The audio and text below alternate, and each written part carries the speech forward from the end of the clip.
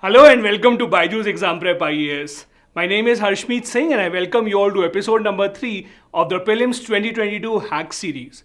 A series in which we have been discussing certain mnemonics, tricks and tips for you to remember important information. I thank you a lot for all the comments that you have been posting on our videos, especially requesting us to take up different topics in this series. Picking up from them, today in episode number 3, we will be discussing certain mnemonics, especially related to history. Now, history is one of those subjects where you have a lot of problem in remembering certain facts, and also because of the fact that there is a lot of information in history specifically that you need to remember. We have chosen a few from them depending upon the probability of them being asked in the examination and also whether or not it is possible to remember them through mnemonics. Let's begin with the first one. The first mnemonic trick for history today is to remember the Delhi Sultanate dynasties in the chronological order. Now, we are starting with a pretty easy one. We are discussing the Delhi Sultanate dynasties that came to India, that ruled over India before the Mughals arrived. That is the slave dynasty, followed by the Khiljis, followed by the Tughlaqs, the Sayyids and the Lodhis. The easiest way to remember this order can be Salman Khan to Salman Lodhi. S for slave dynasty, K for Khilji dynasty, T for the Tughlaqs, then again the second S for Sayyids and the last Lodhi is for the Lodhi dynasty. Simple. Salman Khan to Salman Lodhi. I hope that is helpful for you. So we are starting with a pretty easy one. This is that kind of information that many of you would anyways remember. Now let's jump on to something which is slightly more difficult. The next thing that we want you to remember is the Indian schools of philosophy. Now, as you know, there are 6 Indian schools of philosophy, that is Yoga, Samkhya, Nyaya, Purva Mimamsa, Uttar Mimamsa and Vaisheshika. We'll give you a trick to remember these. Also, we'll give you a trick to remember the people who propounded these philosophies. So we know Yoga was propounded by Patanjali, Samkhya by sage Kapil, Nyaya by sage Gautam, Purva Mimamsa, Jaimini, Uttar Mimamsa, Badrayan and Vaisheshika by Kannada. Let's see if you can remember this. First, let's focus on remembering the 6 Indian schools of philosophy. Let's just focus on remembering their names. A good way to remember this can be, just remember this sentence. You should never protect UV. Usually the other way around, the UVs are something that can't protect you. But anyways, we'll go with you should never protect UV. Y stands for Yoga, S stands for Samkhya, N stands for Nyaya, P for Purva Mimamsa, UV stands for Uttar Mimamsa and Vaisheshika. You should never protect UV. Now, if you remember this, the next one will also be very easy for you because you have to remember that in the same order. If you have to remember the people who propounded these philosophies, let me show you how you can do that. The next thing that you have to remember is picking Jainism, Buddhism knowledge. Now, just like the earlier episodes, I remind you, you only have to focus on the capital letters. So here, let's focus on the capital letters. Picking, P stands for Patanjali, K stands for Kapil, G stands for Gautam. So picking Jainism, J here stands for Jaimini, B here stands for Badrayan and then K stands for Kannada. So if you remember these two sentences together, number 1, you should never protect UV and picking Jainism, Buddhism knowledge, both these sentences together will ensure that you not only remember the 6 Indian schools of philosophy easily, but also the great people who were behind these philosophies. But make sure that you remember them in the correct order so that you can match them when the time comes. Next, let's jump on to remembering the venues of the 4 Buddhist councils and also the people who gave patronage to these councils respectively. Again, 2 facts and you have to remember them collectively. First, the venue. So the venues for the 4 Buddhist councils were Rajgrih, Vaishali, Patliputra and Kashmir. How can you remember this? Let's just go with Ravi Pathak. Now, if you are one of the people whose name is Ravi Pathak, great. If you have a friend named Ravi Pathak, that is also great. But if you don't have a friend, let's assume from today you have a friend called Ravi Pathak. So R stands for Rajgrih, V for Vaishali, P for Patliputra and K for Kashmir. So Ravi Pathak can be a good mnemonic. Similarly, in the same order, if you have to remember people who gave patronage to these Buddhist councils. I hope you all saw this recent movie on Netflix that was AK versus AK. Pretty new concept.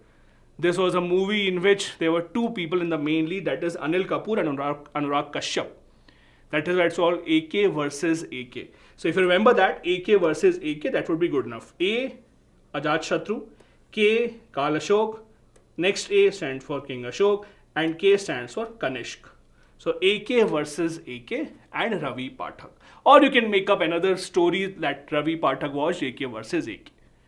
Both these things, if you remember collectively, would ensure that you remember not just the venues of the Buddhist council, but also the people who gave patronage to these Buddhist councils at their time. Next, we will jump on to some chronology. Now, chronology is one thing which has been asked in various forms in the UPSC Prelims examination. Also, chronology remains one of those things that is not the easiest thing to remember. So we'll see if we can pick up certain tricks to remember the chronology of governor generals that were in India. So I'm giving you two sentences. We are dividing them into half and half. The first sentence.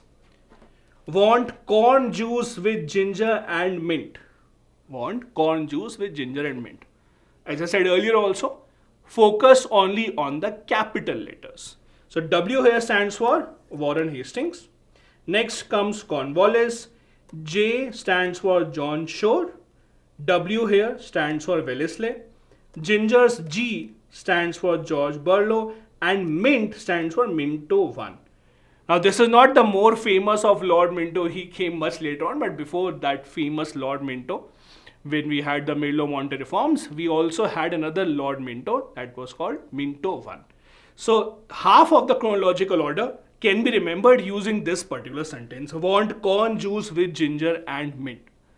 To continue from here, if you have to remember the next set, the next sentence goes, Hastings and Amherst will meet at Auckland. Auckland is a place in New Zealand, in evening to have dal. Okay. Hastings and Amherst will meet at Auckland in the evening to help dal. H, Hastings, then Amherst. W, Will stands for William Bentinck. M here stands for Charles Metcalfe. So we are taking the surname here. Then Auckland, E for evening, E for Ellenborough, H for have, H for Harding, and DAL Dal, that is for Dalhousie or Dalhousie, whatever you want to call him, as long as you remember the name. So these are the two separate sentences to remember the chronological orders of the governor generals that were in India. I'll remind you once again, the first was want corn juice with ginger and mint, while the second one was Hastings and Amherst will meet at Auckland in evening to have dal. Okay. The next one that we have for you is to remember Gautam Buddha's eightfold path, also known as the Ashtangika mark.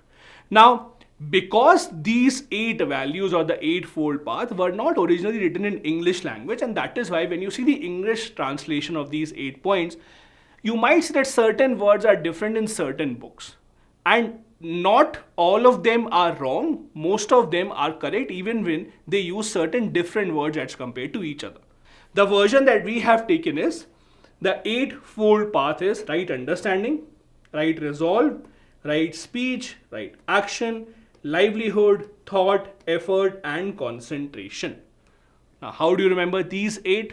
One of the simplest ways to remember these 8 is just remember this. Secular thought. Nothing else. Secular thought. Let's see how. S here stands for speech. E here stands for effort. C here stands for concentration. U stands for right understanding. L here stands for livelihood. A stands for action. R stands for resolve, and the remaining thought is as it is. I hope this made it much easier for you to remember. The eightfold path as propounded by Gautam Buddha is secular thought.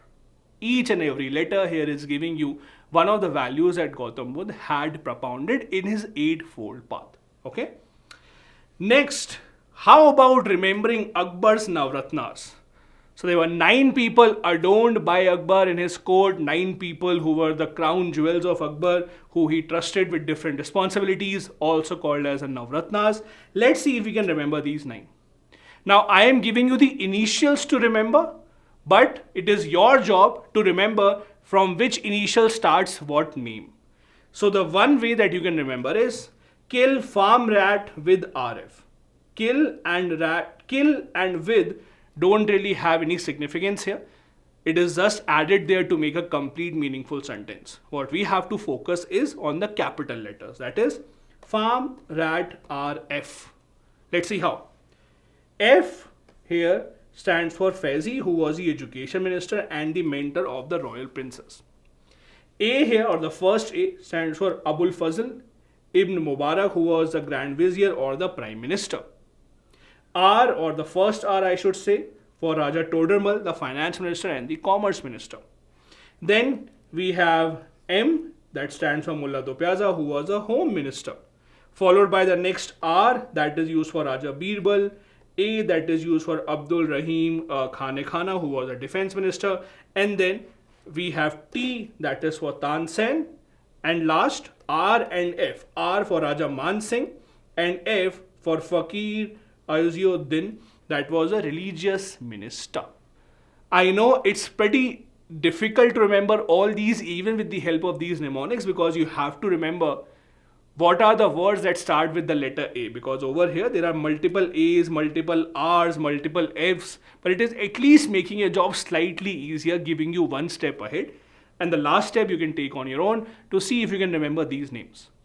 I told you in the earlier episodes also that don't assume that just remembering these mnemonics will make you a champion from ground up. This is not a trick for those who have not even started the preparation and who want to master all these facts. It is for those who have already read it, but at the time of solving the questions might get slightly confused between 2 or 3 options. This is when these kind of tricks come in really handy. So make sure that you have done your groundwork before depending upon these tricks and mnemonics. The next one is from Indian modern history.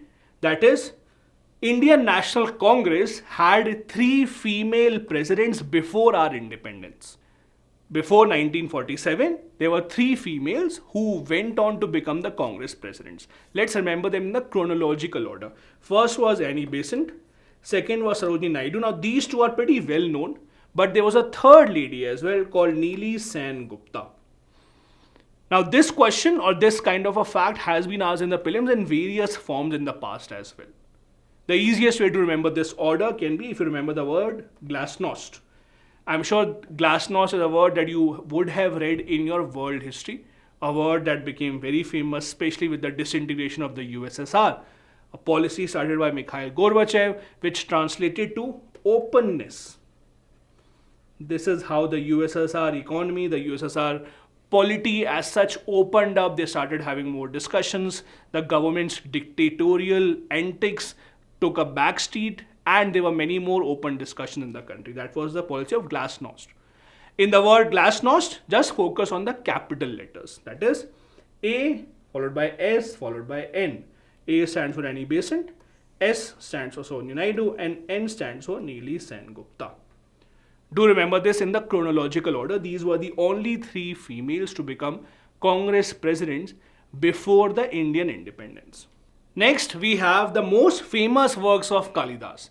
Now, Kalidas is one of those figures that have featured in the UPSC Prelims examinations in multiple forms and through multiple facts.